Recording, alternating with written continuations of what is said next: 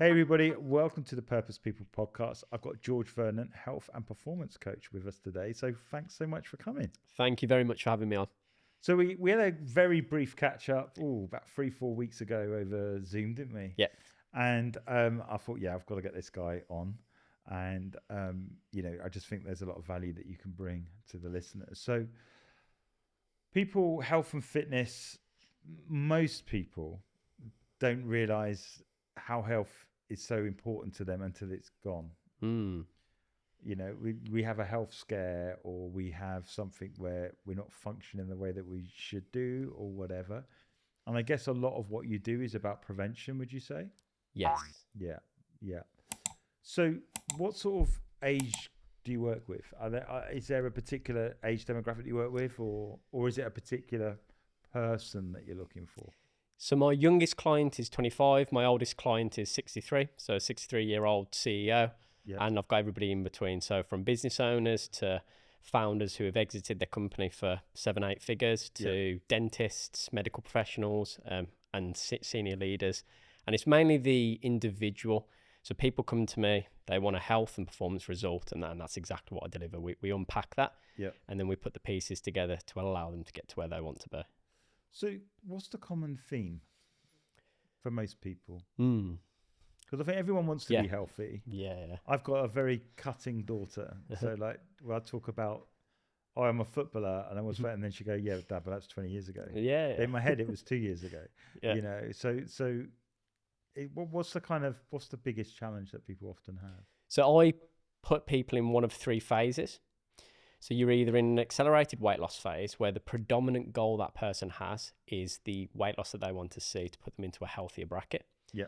We then have a lifestyle optimization phase where somebody transitions from losing weight, which this bit they don't normally get right, learn how to maintain their new weight without calorie counting, without focusing on things as much as they should need to. Yeah. And then build their lifestyle around that so it's habitual and it becomes easy. And in that phase, it's really about energy levels, daily energy levels, balancing recovery, getting everything into a place where you're operating at your personal peak. And then the final phase that people come to me for is the performance phase. So they have a performance-based goal where they want to run. I've got a client, for example, who I went to watch run a 20-miler yesterday. He's got London Marathon coming up. Wow. So that then we focus on that. Now, the mistake I see people make is that they don't identify the correct phase that they should be in. So if it's weight loss, that should be the main goal. If it's lifestyle optimization, managing recovery and stress, that should be the main goal. Or people will jump to the performance. And I get this all the time. It's like, I'm really stressed. I've got loads on, but I'm going to go run a marathon. They've set themselves an incredibly scary goal to force them to fix themselves to some degree. Yeah. And I think for me, I can identify with all of that. Like I was playing football maybe 4 or 5 times a week. Sorry, not a day. I would have if I could have. And ultimately, then when I run a football team, I think I run that till I was about. I run it for 5 years, and then after that, I've really, I've done Peloton, done a bit of running, but I've not been as consistent as I wanted to be, probably because I'm too busy, got businesses, lots of interests, whatever. And so one of the things you get into is you look at the ways you eat. I think that's probably the quickest fix. And, there's the aspects of fasting and, like you eat once a day or whatever, which I've done before. The only thing I'm finding with that way of life is that your energy levels drop significantly. So your afternoons are like really tough to get to as you limp before dinner time, So I kind of like you. Yes, you're speaking to the audience, but probably speaking to me at the same time. And I'm sure there's a few people sat in this chair going, "Yeah, I'm like Daryl." So, just talk us through how much, in terms of how much a difference you can make, and at what pace you can make a difference. Yeah. So when I work with people, we identify what's the main outcome that we're looking for here, and it's not the outcome that I want for you. Like, who cares what I think? It's actually what you want. And that's the main thing that I tell people about coaching. I'm simply here as a signpost. I'm going to point you in the right direction with the right strategy and the right system in place. Once we've identified that, I have 5 key aspects that we look at. So it's a 5-part framework that I'll move people through. First part is the psychology. that's the bit, again, most people jump to, what do I need to do, instead of why am I doing it in the first place? And that's why typically the health changes, the lifestyle changes, they don't last, because it's not cemented into their identity, their purpose. That's a real big part of it. The second part of that is then stress to recovery management. So we can't fire a cannon out of a canoe. So we've got to get the baseline right. Most people, I'm yet to meet someone so far who is inconsistent, has bad habits, if we can call it that, in terms of nutrition, overeating, over drinking, because they want them. Typically, it's a way to escape stress in the moment, because they don't focus on that stress to recovery management. Then the third piece is the nutrition. So eating and creating a lifestyle around nutrition, that's the difference. I'm not a big fan of fasting, as you mentioned there, because it's not sustainable. And I'd never use that with an elite athlete to operate at their peak. So I'm not sure why people use it day to day. There's some research that supports it, and for some people it absolutely might be the right thing. But just for the people that I've worked with, they typically will say to me, yeah, it kind of works, but then I end up overeating, or I end up zonking with my energy, and it just doesn't leave me. I think it's the results thing. I think a lot of people adopt it because, it's like, I just need a hack.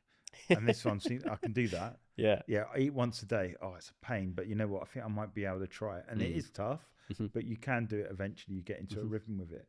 But as I said, when you talk about sustainable, it's not sustainable in the long term is one way of looking at it. But the other thing is sustainable in your daily activity is another, because the drop off in the afternoon could be quite significant, So I think one of the things that got my attention was that they do your bloods at my age. And they did my bloods, and they said, look, I didn't tell them I had a can of Coke the day before and 2 chocolate bars. So when they did the thing, it was the blood sugar levels were through high. Anyway, they said, look, you just need to, you're not diabetic or whatever, but we would suggest you look at it. And so I began to cut out sugar, and I actually felt so much better by doing it. Sugar, it's great when you're eating it, but it's not great long term. So I think one of the lifestyle changes, I'm mindful of that sugar intake. I try and avoid it. And occasionally I do, but it's balanced, right? But I do feel that it's the energy thing that I want to fix in my life. And so whatever I build in is sustainable for me to keep going. So the fasting is a good thing, but it's a plaster over a much bigger picture and the story. Absolutely. Yeah. And that's what I see people do, that they will focus on one thing out of a collection of things and then wonder why it doesn't work. It's like running a business and just marketing all the time, and then wondering why the business isn't growing, because you're missing the sales, the operation, everything else, the delivery. And it's similar with the health. And that's why I broke it down into 5 core areas, because then I find it really easy to almost diagnose someone. It's kind of when people talk to me, my brain can start going, could be that, could be there. Let's focus on that. And when I work with people, that's what I see create the biggest change, when we get the right things in the right areas. So the first 3, so it's the psychology, stress recovery management, nutrition. Then it's the physical health, habits inside and outside the gym. So training with purpose and what science tells us that the human body needs. And then the final piece of my 5-part framework is monitoring and adjusting. Like a business, know your numbers, understand what really moves the needle, and then just be flexible with that whole process. The people that I work with, they go 0 to 100. It's all or nothing. It's I'm starting on Monday and it's going to be clean from there, and it just doesn't work. So it's having that flexibility and a different way of looking at that whole process is, for me, what creates long-term results for people. Especially when they're running businesses, they've got high pressure roles and so much stress going on anyway. So what's your background? How did you end up in this? You could be doing anything in the world. Maybe a superhero would be one of them, but why did you end up doing what you're doing? Yeah, so it all started for me many, many years ago, like 16 plus years ago. I first walked into a boxing gym when I was 11 years old. And truthfully, I walked into a boxing gym because I was a nervous, anxious kid, and it was to knock some confidence into me, I think was the phrase at the time. It somewhat helped, so I'll fast forward that. So 33 amateur fights later, I competed at a reasonable level, so regional, pushing on to national level. Right. that afforded me later. What weight class were you? Under 64, so similar to Ricky Hatton, Okay. Mayweather, that kind of bracket that I finished in. Coming out of retirement now, mate. I know. They For the both money. are Pacquiao as well. I know. So then in terms of that was kind of what pushed me into psychology, the physical health, the peak performance for me as an athlete. If I fast forward time, so that afforded me a sports scholarship at university. So where I got support as an athlete. When I went to university, I had like strength and conditioning team around me, nutritionist, psychologist. It was great from that department because I competed at a decent-ish level. Yeah. And that's when it transitioned over time slowly. So I did a sports and exercise science undergrad degree, master's degree in strength and conditioning, which is predominantly working with elite athletes. As soon as I could, I got qualified when I was 18 to go and work in gyms as well. And then a slow transition happened for me where punching people in the head didn't quite hit the fulfillment spot, and then helping people do that as well. Because I thought after I finish, I thought coaching in boxing is what I needed. Again, didn't really fulfill me. But I was also working in gyms, helping other health and wellness goals. And this very steady transition of, actually, this is what I'm really, really good at and quite naturally. And I really enjoy this. It ticks that fulfillment piece. So a slow transition happened. In 2020, I officially finished boxing. There's many reasons, but one of the key reasons was that a 16-year-old beat me up. So I was about, I was in my 20s at the time.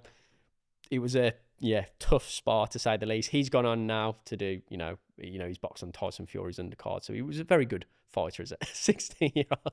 He was like destined but to. I guess you realised the level, right? I realised the level in the sense that I looked at him, and I was just about to hand in my master's degree dissertation, and I'd put so much time and energy into that. And I looked at him and I went, here's somebody who does not do anything else other than fight. Yeah. Day in, day out, that's what he does. Yeah. And for me, I've never liked to do anything by halves. And I'm just like, so if I want to compete at that level, like, there it is. Like, that's what you got to go and do. Yeah. And then it was just a big assessment for me that it was, wait, this doesn't really fulfill me to the level I thought it would. And then also I get so much more fulfillment from this, and this comes quite natural. It's like, it feels easy. It doesn't feel like I have to try, getting the top grades never felt like effort. The boxing always felt like loads of effort, but pushing on and understanding the science, coaching, it just came relatively natural. So then I just started to lean towards that, got rid of the boxing. I'm not sure if you've ever had this, but I had a bit of an identity thing where everyone knew me for fighting. So I couldn't let go of that. I went and got qualified as a professional and amateur coach. So coach for some years with some of the elite fighters we had. I was also coaching elite athletes at that time because that's what my master's degree predominantly focused on. So not just boxing, there was multiple sports, so rugby, football within the university setting.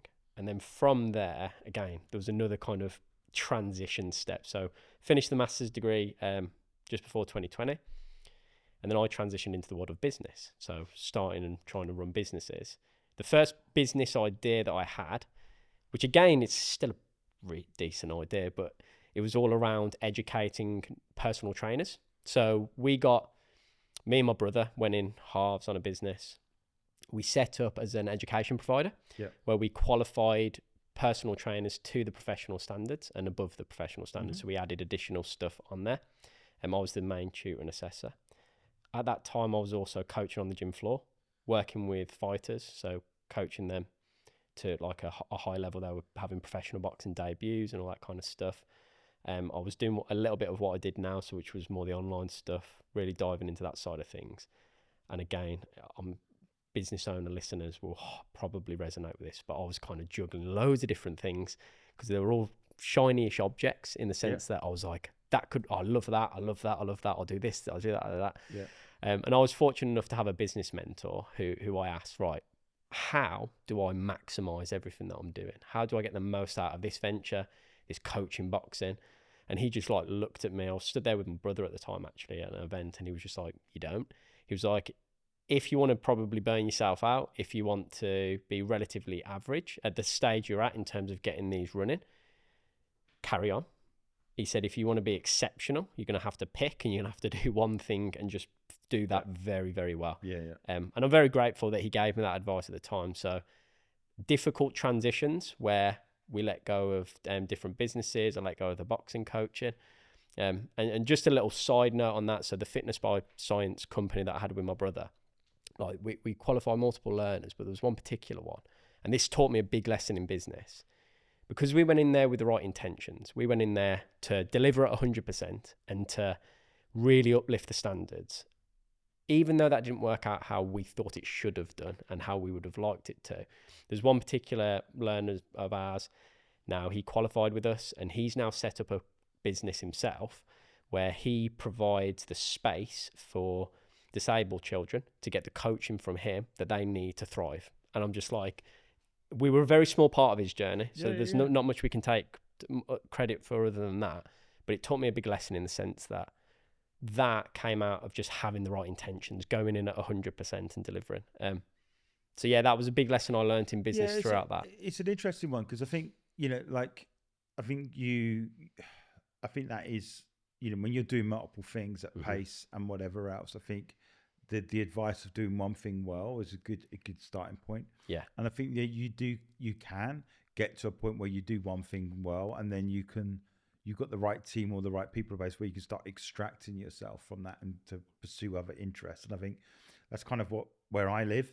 I do multiple different things, and there is that, oh my gosh, am I doing too much? But it's about having the right people in your world, you know. And I think of the businesses that I'm involved with, the only reason I can do what I do is I've got good people that are either my business partner or really good team players. And so to do that effectively, you have to be a very good, it's not trying to big myself up, you just have to be a student of leadership. Yes. And if you're a student of leadership, you can then empower other people to get to where they need to get to. And listen, there's, you know, no matter what you're involved in, people always want more time with you, more energy, more this, more that, more that. But sometimes it's about the value that you bring. You know, someone could spend 2 hours working on something and you'll spend 10 minutes doing it, because that's the experience that you have or the talent that you have to solve a problem quite quickly. And I think that does take a bit of educating. You know, I don't have to do 4 hours on this. I could do it in 20 minutes and look, oh, wow, that's called experience, and that's called being a leader, right? So I think for me, it is a challenge, but in that process, I think is where we go back to the health and back to the fitness thing is something always gets compromised. Yes. You know, and I think that's kind of where I'm at as an entrepreneur, I would argue now. The thing that I really want to major on in 26 is my health. So the major thing is that I've been looking at is the way of eating, which is, you know, just trying to get that in check, trying to avoid so much sugar, you know, which I had done and I've managed to kick that. Is movement. I'm really aware that I'm not moving enough. You know, like I just want to move more. You know, like, and I hate running unless I'm chasing after something or someone. And so it's like I could do the bike on the Peloton. We got one, we do it. My wife absolutely loves it, but it's still not football, you know, which is what I grew up with. You know, chasing after people, chasing after things, and you know, I'm sure, like you, if I played on a football pitch now, that 16-year-old's going to run rings around me. You know, so it's changing that. So I think, like, just commentating on your journey is the fact that you've ended up in a place now where you're making the most impact. Yes. And that's why you feel purposeful, because you're making a big impact. And I think that for me is incredible. And I think, you know, that's a good space to be. But in that, other things will come out eventually, I think. Absolutely. And that's what happened. It's almost feels disorganized, but it's not. It's all part of a process that I think everybody goes through in business, where it feels disorganized and you slowly get closer and closer to what matters the most to you, because you kind of look around and think that makes the most amount of sense. It starts to become more and more obvious. Yeah. And that's what happened when he said that. I definitely understood I could build teams. I could have put my time and energy into that. But the stage of business and my own knowledge base I was at, like, I wasn't in a position to do that. For me, it was about, I love the coaching aspect. For me, like if you ask me, where does time fly? Where is it just, it disappears for me in that flow state? It's speaking to audiences, delivering a message, and it is coaching, one-to-one or in a group setting. That is just where, for me, I love it. Because again, close to me finishing my master's, coming up to 6-7 years ago now, I've done the physical health, I've done the nutrition, I touched on psychology. Since then, it's just been psychology. just formal education courses, books, scientific journal articles, because I really identified if I want to help people make that transformation that I know I can, that was the bit that I needed to hone in on for that whole package. What's been quite interesting, I've seen a lot of emergence of elite sport. Yes. Dripping down into entrepreneurship. Mm-hmm. And, you know, I'm part of an organization called the Sporting Club, you know, and being part of the Sporting Club, you'll get to hear elite sports people talking about their conditioning and then applying it to the business. So it's not too great a step. Let's say once, if they've not been burned too much by being in the sporting world and they've come out of it and survived, they then do fall into the world of entrepreneurship because it still has that same thing, the same drive, the same up and downs, the same challenges that maybe sport has as well. Definitely. I think, and it's you first as well. So that's one of the big things that I've learned, especially with the people that I work with, that if you can get the human right, everything else then follows on from there, in the sense of if we get your nutrition, your physical health, your psychology right, you can lead better, you can operate better on a daily basis, you're close to your peak potential. And the one thing that I speak to people a lot about is that minimum effective dose. Yeah. So time, low energy, so many priorities, stress, it are the barriers to get into where people want to be with their health when they're running businesses, they're in senior leadership teams. So it's them working out and it's a weird way of thinking about it, but it's what's the very least we have to do for you to get you to where you want to be. And that's what I'm constantly doing as a coach. What's the minimum we need to do across my 5 areas that is going to get you the results that you want consistently, and not just once. It's how do we build a lifestyle around that? I think that's it, isn't it? It's where you go from, it goes from being a conscious effort to a subconscious effort. Is ultimately the goal, right? It becomes a habit. It becomes something that you can just, it's like a way of life. You don't even think about it too much in terms of operating. So you're an entrepreneur, you're busy, because we've got a lot of people like that listening to it. What are the quick wins that they could do without a lot of effort? You know, I mean, for instance, people go, hey, I need to improve my sleep. And they're drinking coffee or tea at 12 at night. Yeah. You know, so what quick fixes do you think would make a big difference for our listeners? I'll follow on from the sleep, and I'll tell you a little story about that. So during my master's degree, we had a performance coach come in. He'd worked with like Man City Football Club. He was on the board of directors for the Strength and Conditioning Association, so elite level coaches in the UK. Really top performance coach. And he was talking to us about stress management with the elite athletes we work with and how to manage them best to get peak performance. And he was sharing with us about, you know, yes, creatine can be very, very helpful. Protein is very, very helpful. All these things, ice baths and massage guns are useful. Not as important as influencers have, you believe, but they are helpful. But he said if the elite athletes you're working with aren't squeezing every drop that they can out of the sleep that they're having, they're missing so much in the way of improving and impacting their daily performance and recovery. And he said even 30 minutes extra per night is just one of the most important things that they can focus on. And I always share this little bit of a kind of a time thing with the business owners that I work with, just to kind of hammer home how important sleep is. But let's say right now, in a perfect world, you sleep 7 hours a night, right? Yeah. And I always say to audiences when I say this, like, if you've got kids under the age of 9, like, pinch of salt. If there's 15 minutes a night extra, great. Yeah. But let's just say, just for the sake of the maths, it's like 7 hours a night you get, and we just go to bed 30 minutes earlier, wake up 30 minutes later if you have that ability. Across a week, you're getting an extra hour per night, which is technically an extra night of sleep every single week. Yeah. And it doesn't really get highlighted until we reverse it. So if we do the opposite of that, so 7 hours to 6 hours, which is typically where most business owners will sacrifice, we're losing a night of sleep every single week. And then if you was to go into the feeling of just sleep 7 to 8 hours Monday to Saturday and don't sleep at all on Sunday for the next year, what would that do to your mental performance, your physical performance? And it, as much as things can compound for you, they compound against you.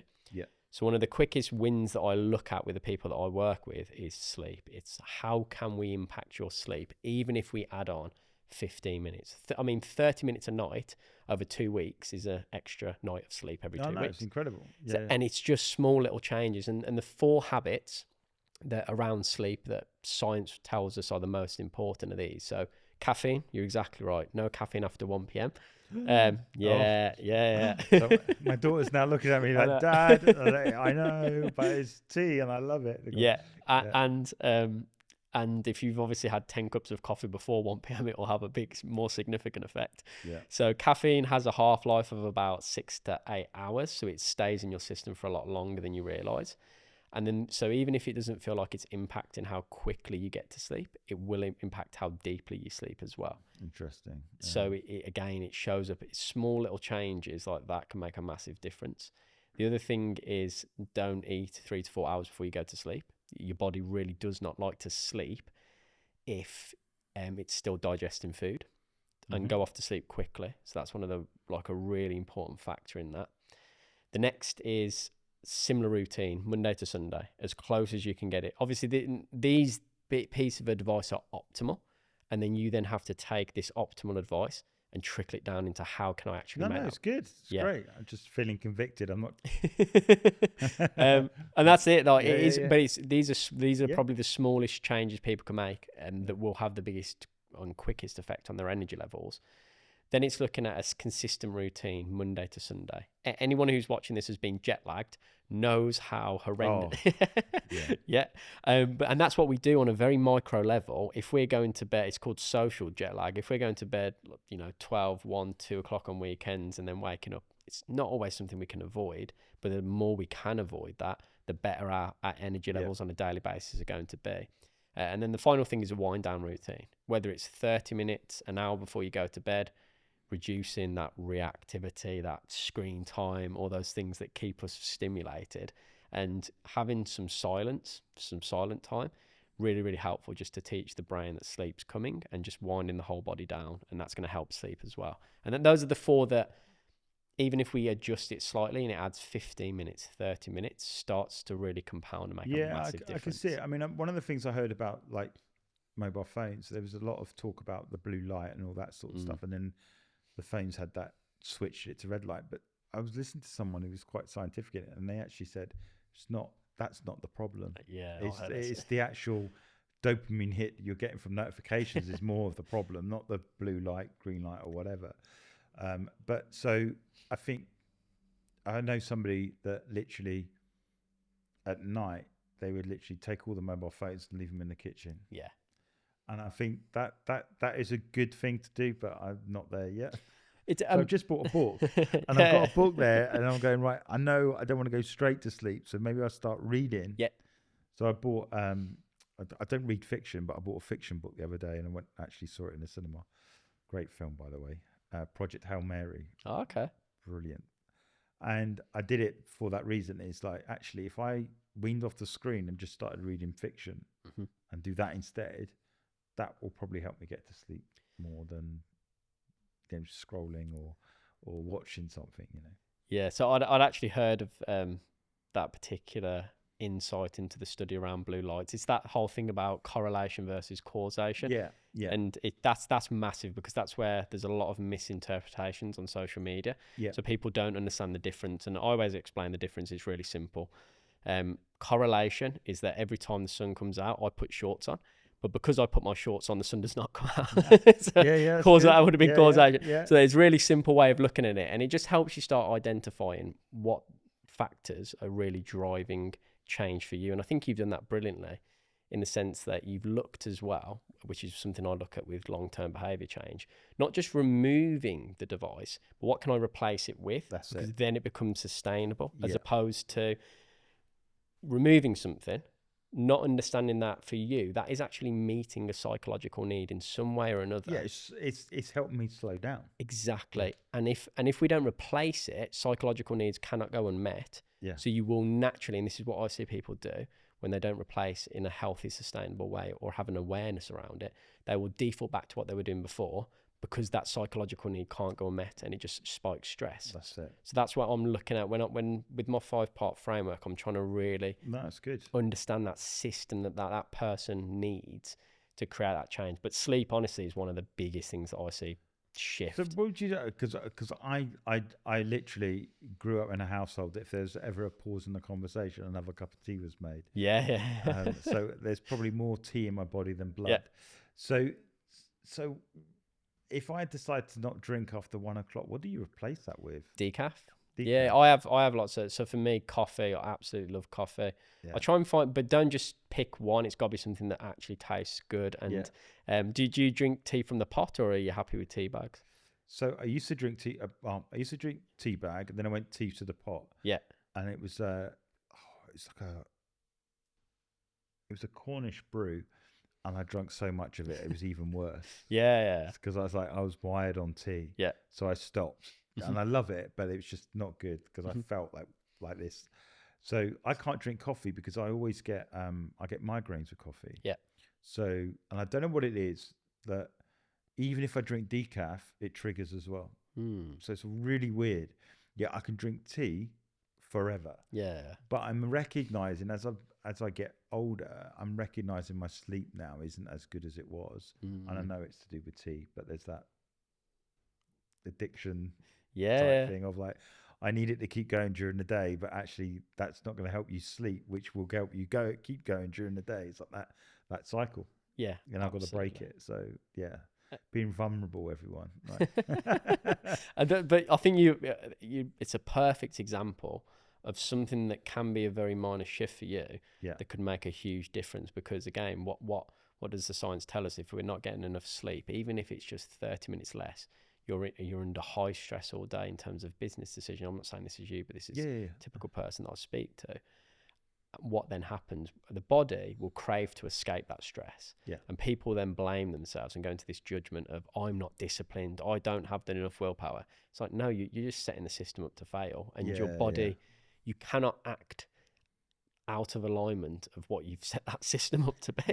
No, you're right. So it's about and it's just bringing that awareness to the right things that are going to make the biggest difference for you. So, for example, if we was to say in a year's time you made that change, you got an extra 30 minutes, an hour of sleep per night, where could that then lead in terms of daily energy levels, an easier ability to manage food cravings, alcohol cravings, all those kinds of things? I'm not just speaking to you, I'm speaking to everyone listening.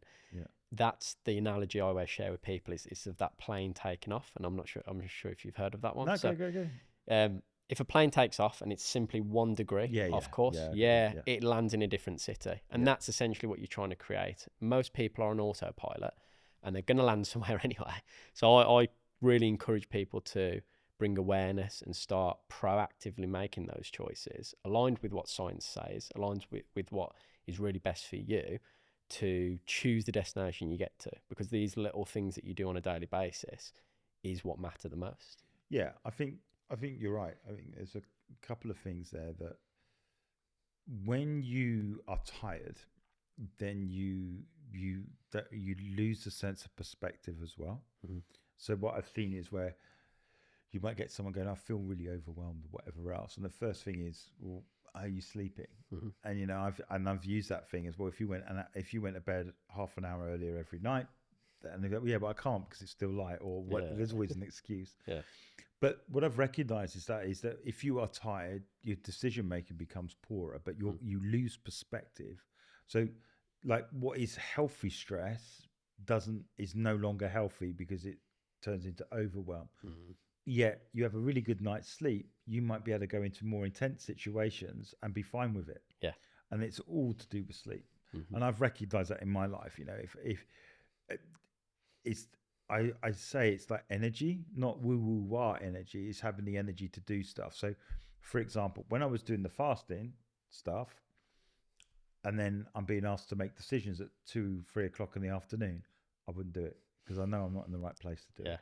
And if it's a difficult conversation, I haven't got the energy resources to do it. So then I would have that conversation the following day in the morning because that's when I feel most like on it. And I've learned that cycle of if I feel well rested, if I have the energy, I have perspective. If I don't, then I lose perspective. And I feel that in the world of entrepreneurship, most people that almost feel overwhelmed or don't have a sense of perspective, their sleep is one of the major things that they need fixing. So I think just even talking about that as a takeaway on this conversation could change people's lives massively. And that's what I'm always looking to do when I speak, when I'm on podcasts, when I'm coaching. It's what's the couple of things that I can speak about and share that I know if somebody uses it will genuinely have that impact in a year's time when they're coming back to me and they're just like, George, like that has completely shifted how I behave, my daily energy, my life. And it always comes, for me, when I listen to people, it really does come back to those 5 areas. It's I put sleep in the stress to recovery management bracket in terms of setting things up right for in terms of their baseline with how they manage stress. Nutrition plays a massive part in daily energy levels. So you're going to be able to tell everyone that sugar's okay? So it depends. Again, it always depends. It's balanced, right? Yeah, exactly. Balanced, yeah, like honestly, like most people, especially online, that correlation versus causation, people get that so confused. And when I hear anybody speaking in absolutes, this way and no other way, I know there's an agenda usually there, and I know if there were a real expert, every real expert I've ever heard will say it depends, and because they just understand how many factors are going into this thing, that to say it's like one thing, it's somewhat difficult to do. The classic one, and you know, it got my attention because drinking Coke and eating 2 chocolate bars before a blood test the next day was stupid anyway. But I did that because I was feeling tired. Yeah. And I just thought I need a hit, and then I was like, oh, well, I can't do anything about it, so it is what it is. And then I was waiting. I was going, well, the results are going to come, and they're going to say, and lo and behold, they were. But my point of it is that it wasn't a quest for sugar. It was more a coping mechanism, like a trigger to get me through the day. Yeah. And it's like, so then I exchange it for caffeine. Yes. You know, and I think that's ultimately where you're talking about it. So all these things come into play, but you've got to address the fundamentals first. Yeah.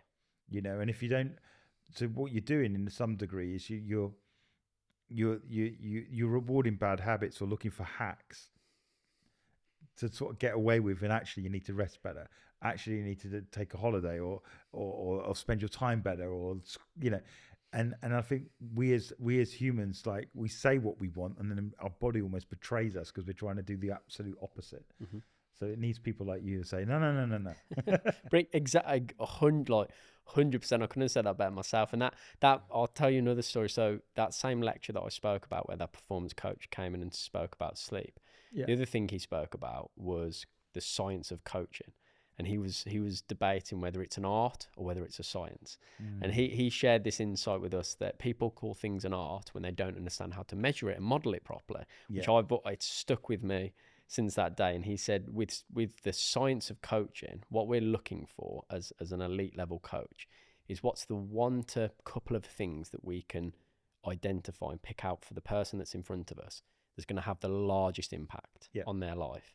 And how can we continuously do that on a daily, weekly basis, however much contact we have with the person that we're coaching, to get them to where they want to be. It's not for the results we want, it's for the results that they want. And that's what I've consistently done, which is why it's very helpful just to have frameworks that you fall back on, because it kind of lets me just quickly 100%. Think, right, what's this person really saying? And even just as you were speaking, I'll share this now, it kind of stood out to me. There was multiple things going on.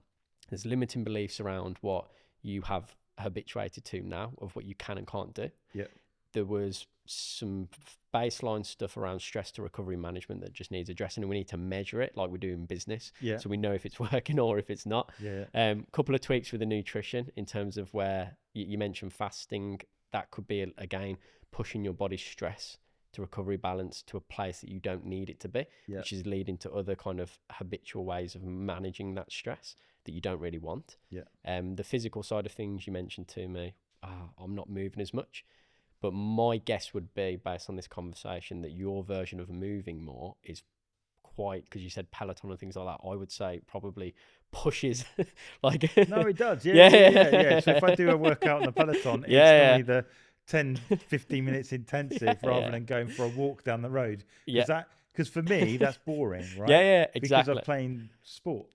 Precisely, and that's again, and so then that that contributes to the stress. So then you get this relationship with physical health that every time I actually train, I get more and more I don't stressed. think And this is going online, right? We'll just like, we'll save it for myself and I'll watch it later. and then the final piece is then giving people a system, right? Well, how do we manage that whole process? Yeah. How do we ask better questions on a daily basis? How do we bring awareness to those unconscious beliefs that are limiting?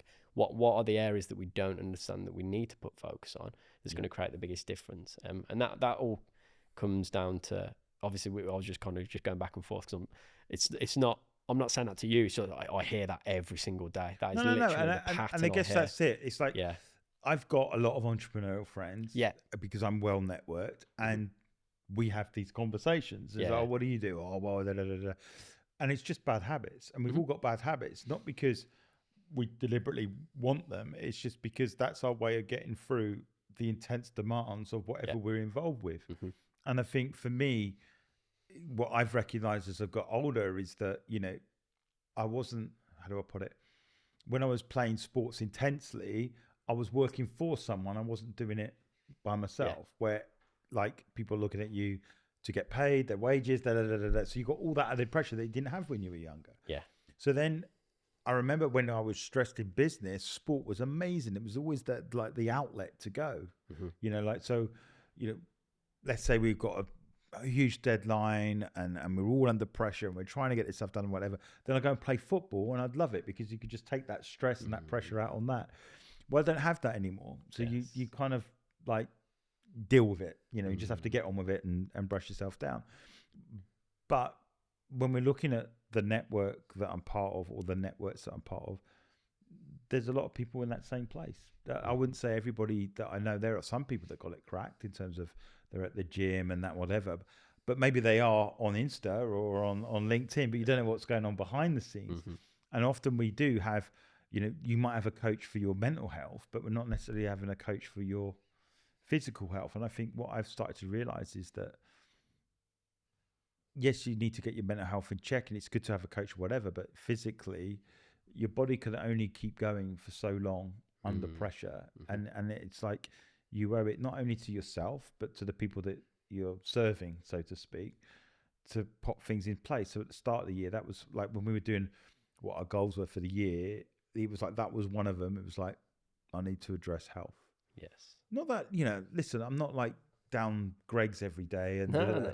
and eating Domino's pizza.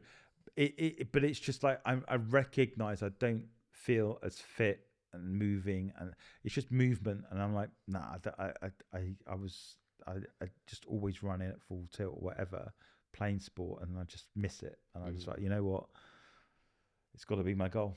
So that's so, you know, a lot of what you're saying, just simple things like sleep, like caffeine or whatever, you can say it, but then there's that next cup of tea at 2:00.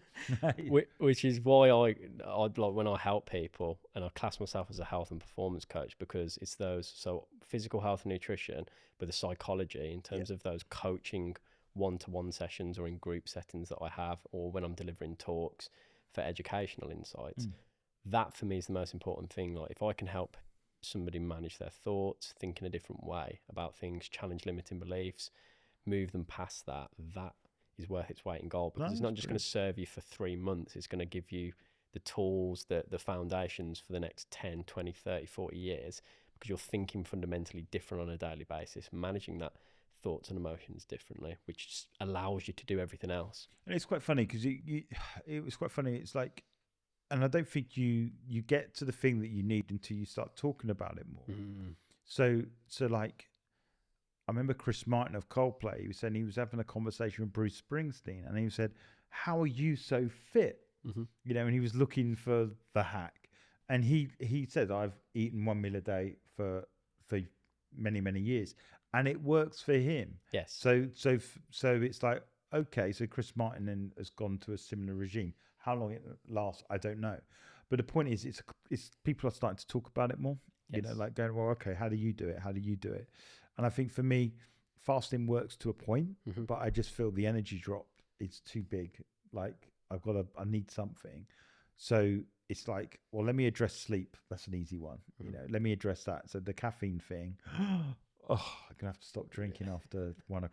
You said 2, didn't you? No, well, 1, 2 o'clock. Yeah. So that would be one area that I can look at.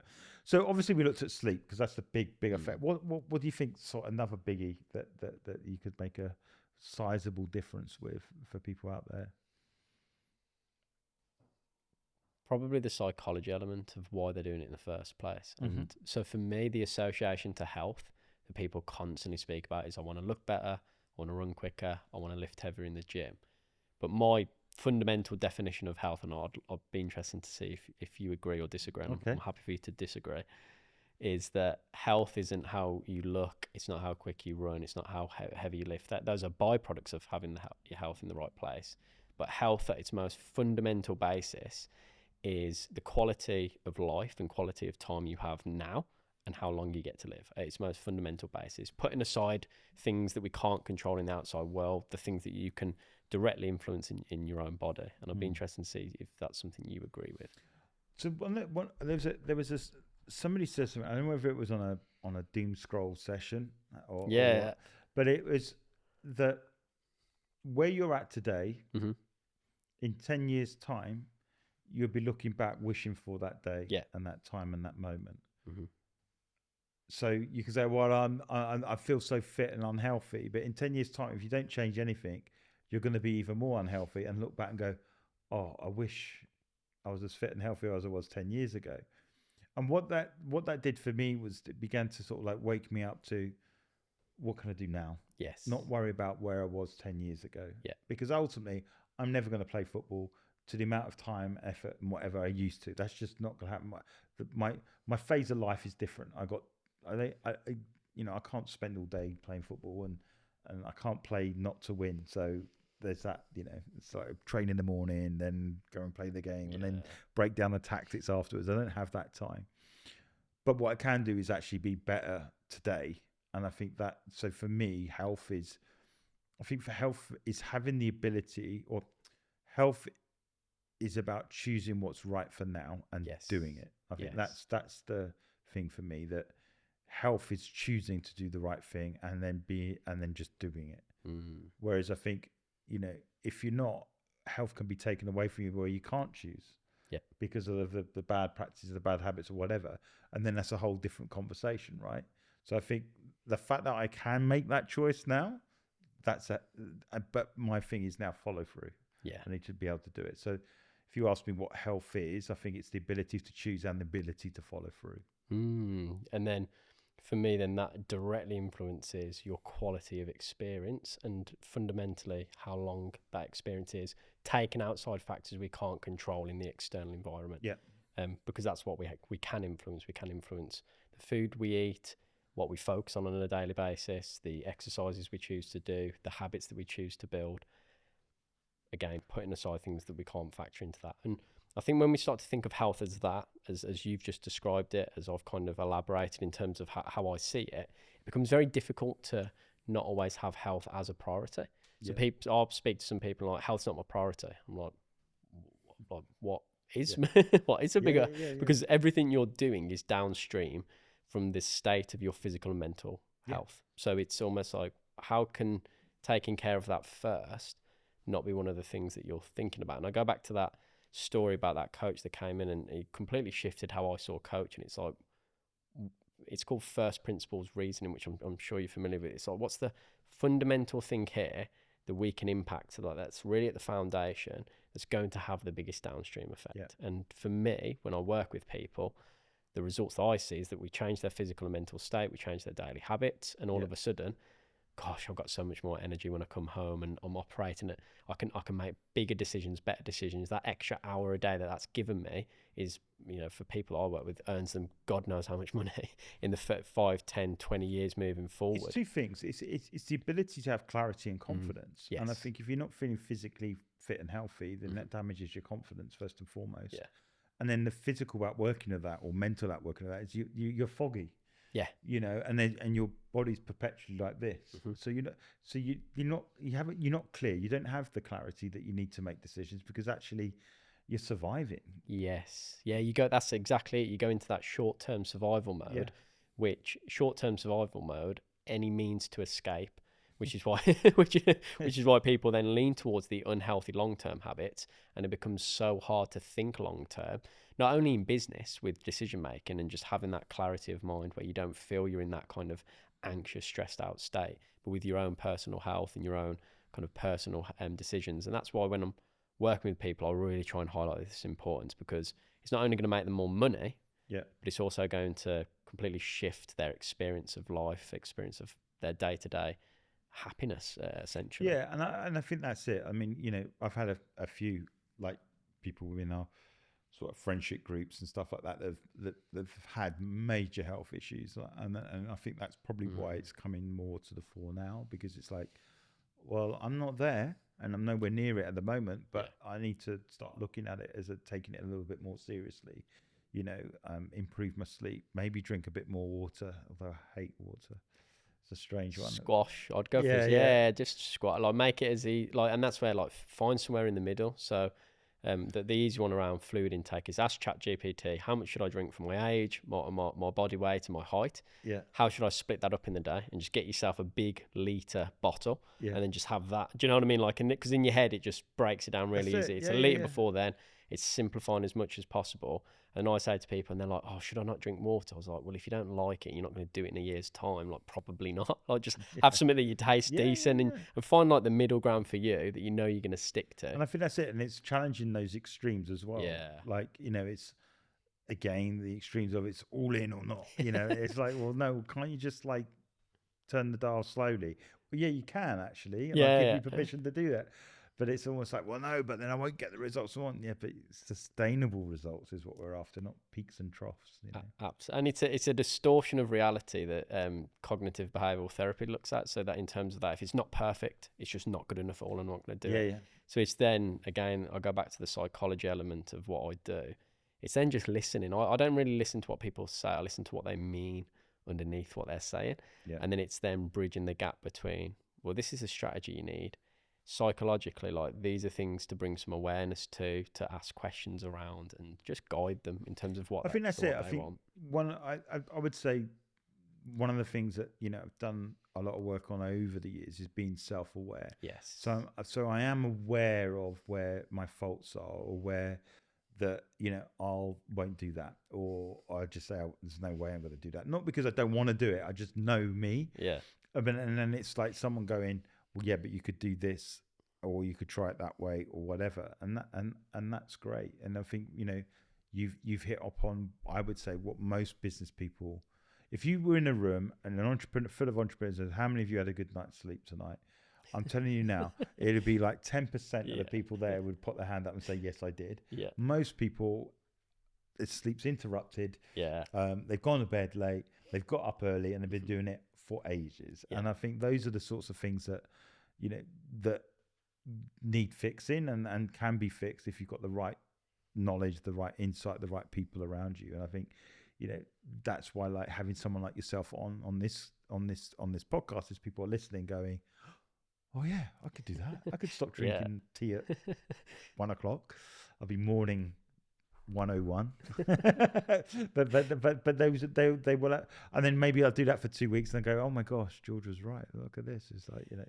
And that's the thing I encourage the most. Is one thing to hear the theory, we've then got to translate that into real life behaviors. Yeah. And what I find working with people is that after enough amount of time of them doing it, they don't need to listen to me do it. It's like, oh yeah, obviously I'm going to do that, because and that's the other thing I encourage. So you're doing things automatically anyway. You may as well automatically do the things that give you the results that you want, that make you feel better, as opposed to doing the things that automatically lead you to a place where you're not happy, you've got lower energy, and things just are way more difficult than they have to be. But you accept it as normal because you've habituated to it.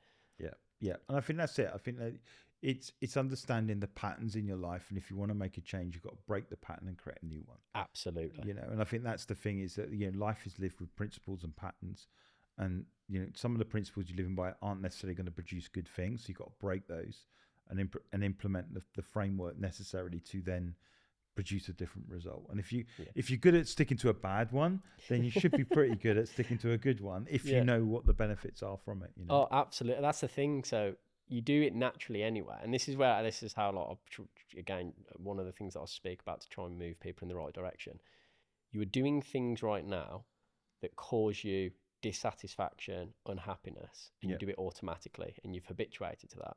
So think, given some time, and it does take a little bit of time, once you're doing the things that are really good for you and feel better, it's going to be far easier to stick to in the long run. Absolutely. And the other thing, and then people are like, yeah, but I don't know where to start. This is really difficult. And I'm like, yeah. So the thing that I draw their attention to is, how long did it take you to become an expert in what you do now? How many years of study, Yeah. how many years of practice, how many, consecutive day in, day out, repeating that same thing.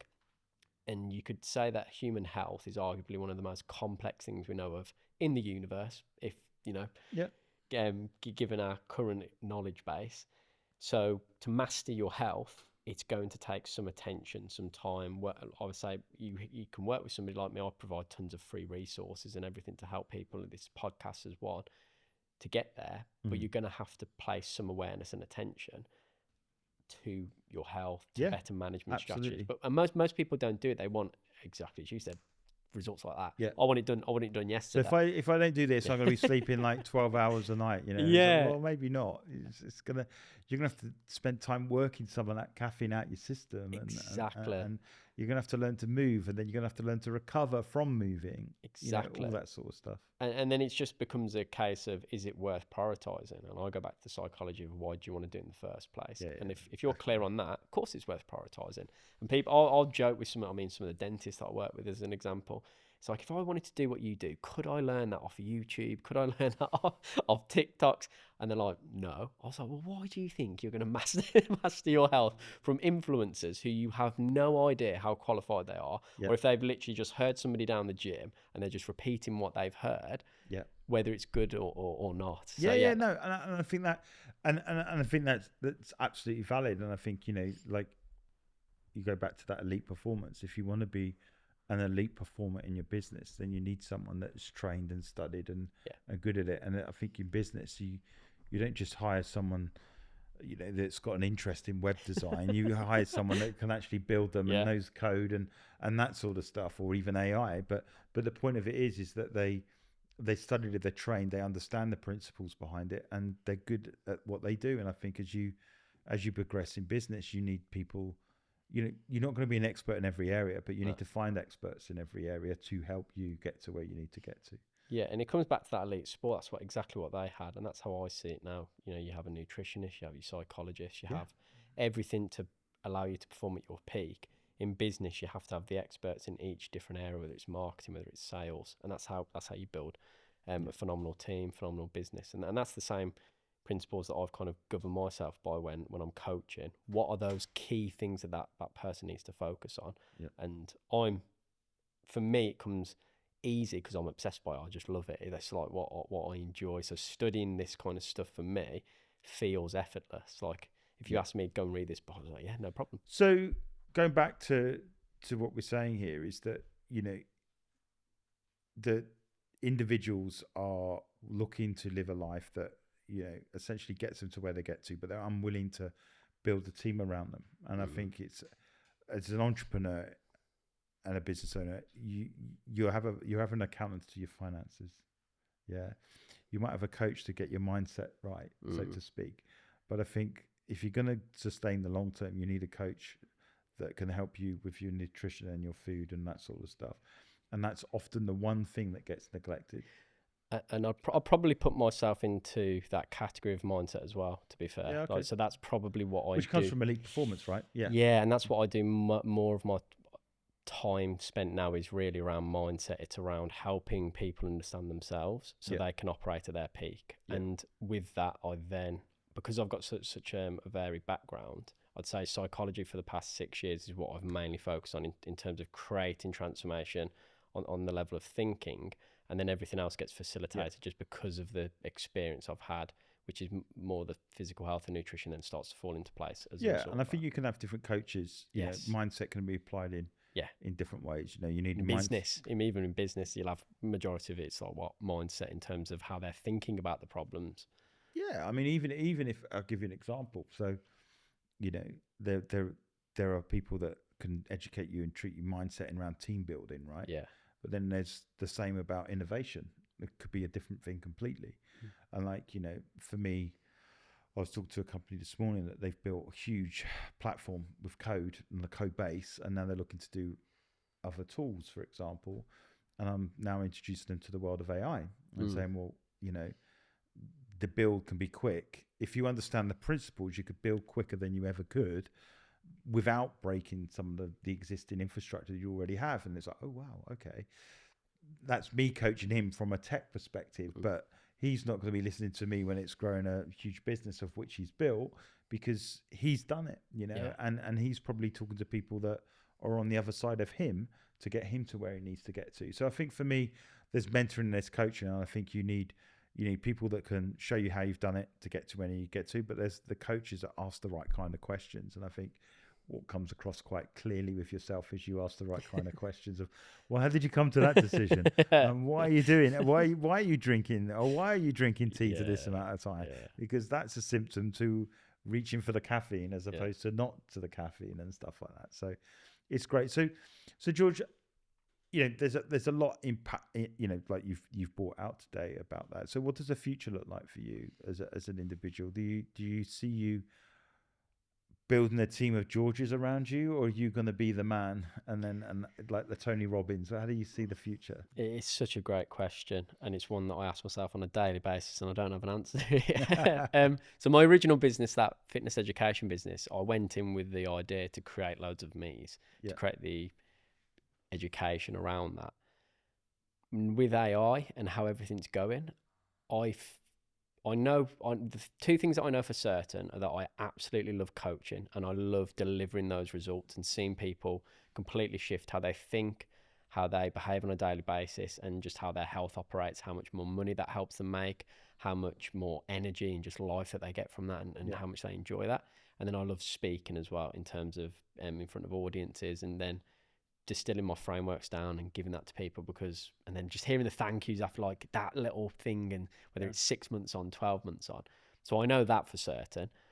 How that materializes, I honestly couldn't say. So I've got business coaches now that I'm working with, and we're putting our focus on different areas in terms of building personal brand just around me being the guy that delivers these results. I think there will naturally come a tipping point where me educating other coaches will happen. So I'll almost go back to the original business idea that I had. And I just think I'll run it in a different way, because the problems I had with that, it was to the professional standards. And there was lots of conflicts in terms of how I'd really deliver that education. So I think it will come about in a slightly different way, but I'm kind of letting things happen as they happen. And I think you're young enough to be able to do that and explore that. Yeah. You know, you're not like, you're not in a position where you have to do that now. Yes. I think some of the things to consider as you grow is maybe, you know, there's a lot to be said about brands now that are the coaching aspect or the teaching aspect, the training aspect is one part of a much bigger universe of things. I'll give you an example. Like Red Bull don't see themselves as a drinks company anymore. They see themselves as a sports company first and foremost. That happen to produce a drink. That's interesting. Okay, that's really interesting. You know, so that's a big shift. Pampers don't see themselves as a nappy producing company. They see themselves as a parental company. So they're leading with education. Oh, by the way, if your child needs to go to the loo and is not potty trained, we sell nappies. So there's this big shift in brands in the way that they're presenting themselves, and it might be that, you know, you might be a drinks company first and foremost, but actually you've got all the lifestyle education. So it's a different way of thinking. So lots of brands now are realizing that they've got to offer more than the one product. Yeah. And that makes a ton of sense to me, because that screams to me, it's mission led. It's got some sort of higher purpose. And I think that's ultimately what I do. It's to help people evolve, live the life that they want to. And that's kind of where I said to you that I'm not sure how it's going to materialize, because I'm being asked to do things in different areas that I just never thought. Just as an example, I'm the health expert for a private membership for dental practice owners, and I give talks at dental conferences, and that for me was just never even on the radar to go and speak to dentists or people who own practices and multiple practices.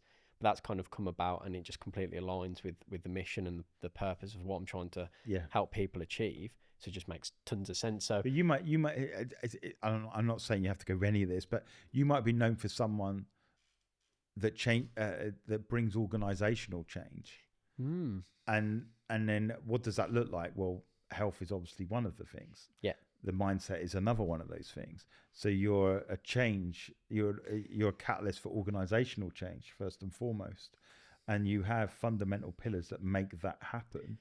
And so your marketing, your story, your narrative is around organizational change. That's interesting. So it's just a different way of framing it, because that's interesting then, rather, oh, look, it's another coach talking about nutrition. Yeah. You get it, right? Yeah. But so one of the reasons why I'm coming to that conclusion is, so you might be known as someone that brings organizational change, and that's what you become famous for. Because for me, purpose isn't a destination. It's a bit of work that I've been working on. And I've realized that what gets me up in the morning is helping people discover their purpose and then build a life around it. Yeah. That's ultimately what gets me up. I've got another person that I say, oh, what's their purpose? Well, they're just busy and they do. No, their purpose in life is a connector, and all they do is connect people. Yeah, I've met some of those. I think connect. that's how we got connected. yeah, but that's what I'm saying. So all they do is connect. But they're not going to set up a connections agency. No. But their purpose is connection. Yeah. That's all they are. So they might be 17 different strings to their bow, but ultimately the thing that they are is known for is a connector. You know, another person I know is he loves to educate people, like give them a nugget that leaves them in a better place when they met. So whether it's a social setting or not, they're always educating. They're always giving that little bit of helpful information. So you could argue, what's their purpose? I said, well, their purpose is an educator. That's what they are. Yeah. That's what they do. And like for you, it's like your underlying motive is to bring change. And I think you want to do change not on just a one-by-one thing, which is why you're working with CEOs and people like that, for example. Yeah. Because if you can get them to think differently, then that might flow down to everybody else. Definitely. So you could then go, well, I change organizations. What does that look like? Well, we start with the man at the top or the woman at the top first, and then we work through the organization. Yeah, that's really interesting. I didn't even think of it like that, because that's when I think of purpose, like the thing that comes to me is my purpose is to be present. Yeah. That's always and then it's to help other people do the same through how we set the system up around them. And from that kind of present moment, that awareness, that being kind of centered in now, everything that they think they're looking for happens somewhat as a consequence. And that's really interesting of you saying that about just organisation change, because I've been approached by I've got someone I'm chatting to at the minute about AI and how I could look at different business partnerships and what that could look like for me. And I'm always asking that question of, is that what I want? No. And I don't ever want to be in a position where I could be at I like having my own kind of management of things, where I manage myself in that regard, because that was one of the things I did when I was an athlete. I burnt out because I was chasing a particular goal. And I see it consistently where people are putting it in environments they don't think they can leave those environments, and they burn out as a result of it. So then I'm just speaking out loud. It's just popping into my. But I'm not sure if you come across that, where just people have that purpose, but they just are so attached to it that it ends up just burning them. Yeah, but I think often that is because they're two things. One, they're possibly executing on purpose in the wrong vehicle. That's interesting. So if you drive a car, it needs fuel. Yeah.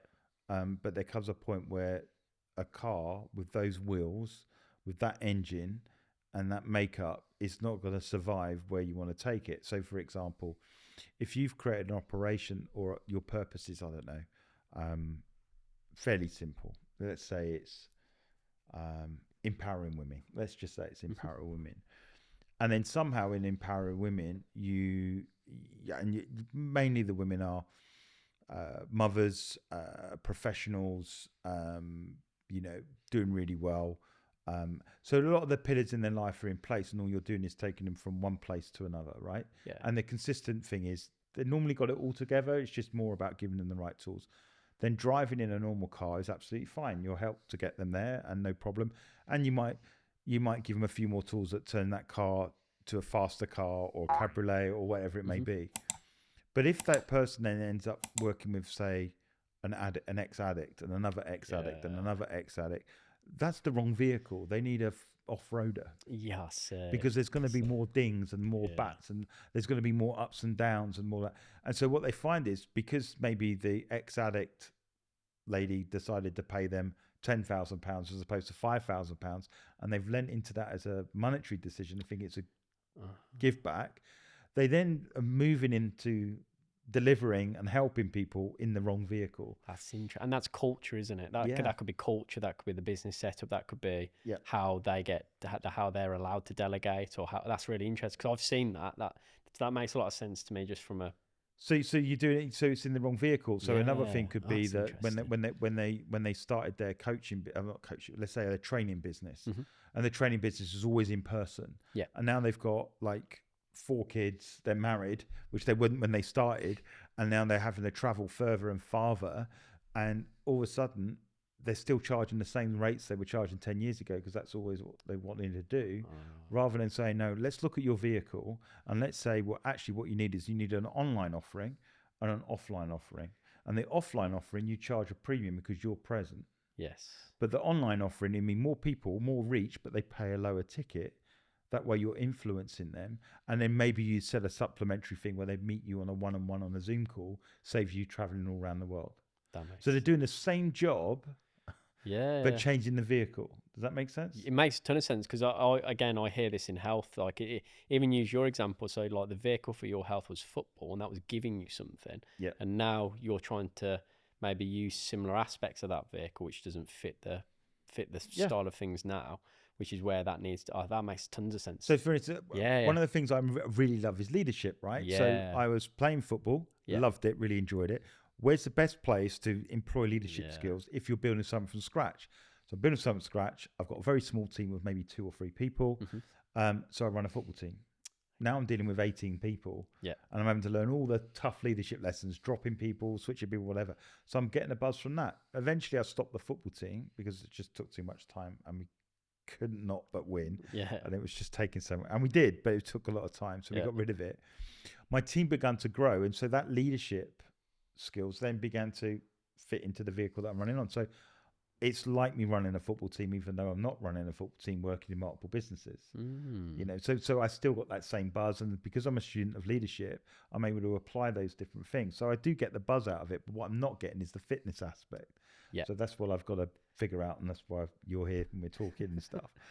But sometimes the reason why people get burnt out with purpose is because they're doing it. The intention is right, the purpose is right, but the vehicle's changed, and they've not changed the vehicle. So they're trying to do this sort of like 60-mile journey on a skateboard, because it's not fit for purpose. So it'd be like going, well, I want to be global. Okay, but you're global and you're flying all around the world. But hang on a minute, have you thought about going online and bringing all those people into your desktop? Oh, I didn't think of that. And it sounds so simple, but people do it, right? So they're flying all around, I haven't seen my family in ages, I'm feeling so guilty or whatever. And they just change the vehicle. They're doing the right thing. And the second thing with purpose is there's a season. There's a season to it. And maybe their season is 2 things. One, that the season is they're not necessarily having to deliver it. It's more about educating the wider community about it. So they become a speaker or an author because their years of experience give them the ability to be able to do it. So they feel they don't have to do it as much. Or ultimately that's the season that they're in. Their season is they're trying to change the industry rather than just changing one person. And that's why they're feeling like they're not impacting enough, because they haven't written a book or they haven't decided to go on speaking shows like this or whatever. And then the other one is, it's just the season's ended. They've come to that rather than that being the whole story, that was just a paragraph in their story. You know, so like for me, I worked in the charity for many years, and I realized the vehicle that we were in couldn't take it to where it needed to go to. So I had to change the vehicle. We took it out of a charitable environment, which was the creative agency that I had, and started again to give me flex to go where we needed to go. I'm still doing what I'm doing, but the vehicle fundamentally changed, and that season was done. The way it worked is we want an impact community, we want an impact power. So we set up a department within the charity to bring extra revenue in, and it worked for a while. But eventually, the way charity commissions are made up, if you start earning money as a department, they're like, well, are you a charity or a business? So it wouldn't make sense. It had to come out. So I think it's understanding that, you know, there are seasons as well. And I think for me, it's being aware of that and to say that maybe it wasn't all, maybe it was part. And I just go back to my original journey was that I was going to run a marketing agency in London.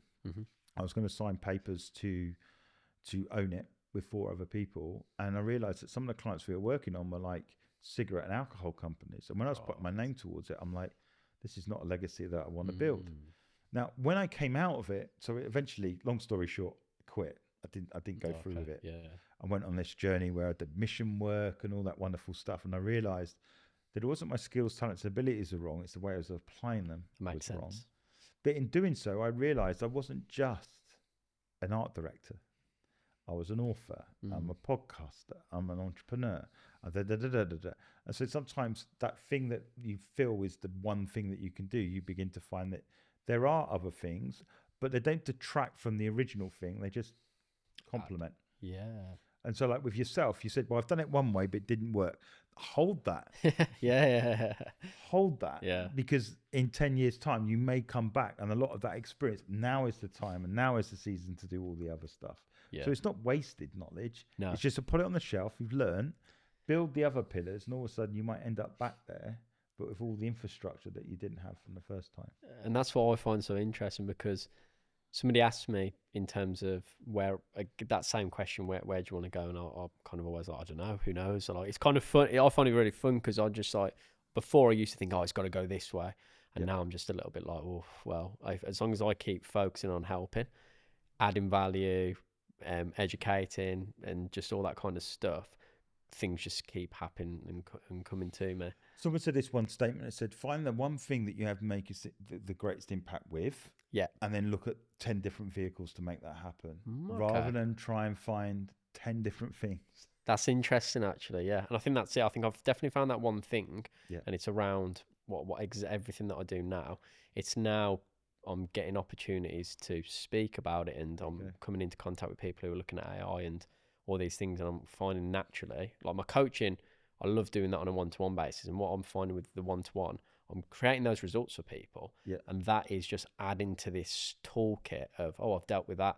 And you start to see exactly as you've just said, it's the patterns. You start recognizing the patterns and you start creating your own ways of dealing with it. And I think that's what's happening naturally. But that organizational change sounds interesting, because that's where I'm actually looking at. It's the pushing the speaking forward now. And that's what somebody said to me. They said, oh, you should do like a year-long program and speak to people about that. But then at the same time, sometimes you're looking to speak at 1,000 different stages, but it might be better to create your own. Okay, that's interesting. Yeah. So you know, there's another way of looking at that. You know, one of the reasons why we started the podcast is that the underlying vision was to influence and impact people for purpose. And then it was like, well, I could reach so many more people if I just did a podcast. That's interesting. Than trying to get on the stage at Wembley. Yeah. And then, hey, I might get invited on the stage at Wembley when I've got the viewership to where it needs to go. And funny enough, one of the things I enjoy the most now is doing the podcast, because that's all I'm doing. I'm meeting new people, talking about purpose every day. Yeah.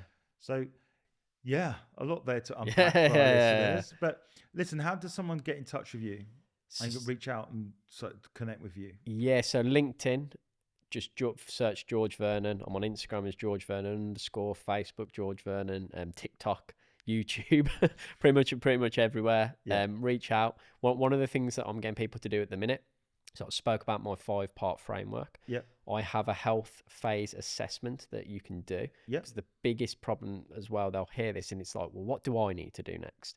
So what I've done with everything I've just spoke about is created an assessment tool. You can take that assessment. It'll categorize you into what you should have as your main focus, and then send you over an ebook that breaks down those 5 parts of my process. And then if you want to book a call in with me to review that, that's something people can do as well. No, well, thank you so much. I mean, we could do another hour. It's been great, but you know, for me, it's about impact. It's about influence, and some of the information and tips you've given to people today, I think, are going to change, and certainly change the way I drink tea and my sleep. So thanks so much for that, and I really appreciate it. Thank you very much for having me on. And honestly, if people just take just a couple of things and just focus on one thing each week, I can absolutely guarantee, just from what I've seen over the years of coaching, it it sounds small, but it will change your life if you get the right sequence of things in the right place. Yeah. Awesome. Nice one. Thank you very much for having me. Thanks. Thank you so much for being part of the Purpose People podcast. You're listening to us on a regular basis helps us get the message out there that living life on purpose is the best possible life to live. How can you help us? Well, you can like and subscribe to us on YouTube, but you can also follow our podcast channels, which are on Apple, Amazon, and Spotify. Please keep supporting us. Please keep liking and sharing us. Please keep following us on social media. And you know what? We're inspiring more and more people to live life on their terms.